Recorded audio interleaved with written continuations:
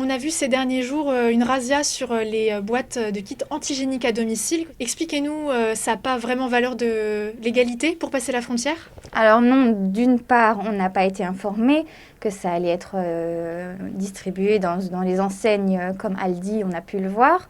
Ça n'a pas du tout de valeur officielle puisque les infirmiers et les infirmières sont tenus à rentrer le résultat de ce test dans un portail gouvernemental qui a été mis en place pour ça spécifiquement. Donc non, ça n'a pas de valeur et c'est un petit peu marquant quand même parce que ça doit être un professionnel de santé qui doit faire ce test. Et on a été surpris un petit peu d'entendre ça. Ça reste un geste médical, ça veut dire que le faire soi-même, ça peut être dangereux? Dangereux, je ne dirais pas, mais en tout cas faussé. C'est un geste tout à fait médical. Il y a un protocole qui a été établi pour ces tests.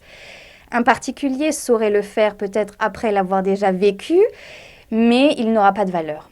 Pas officielle en tout cas. Peut-être pour se rassurer, mais ça s'arrête là. Est-ce que vous avez vu une augmentation de la demande pour des tests antigéniques notamment? Oh oui, énormément. Alors, énormément de particuliers déjà, qui sont frontaliers et qui prennent les devants, de par la demande du patron et de l'État. Et ensuite, énormément d'entreprises, comme on est une zone frontalière, énormément sont tenues pour le travail à traverser régulièrement la frontière. Et il faut alors un certificat officiel pour pouvoir le faire. Donc oui. Concrètement, vous êtes passé de combien à combien de personnes? Alors, ça dépend des jours, mais on est passé de zéro il y a très peu de temps à 25, 30 et plus, des fois moins, ça dépend des jours.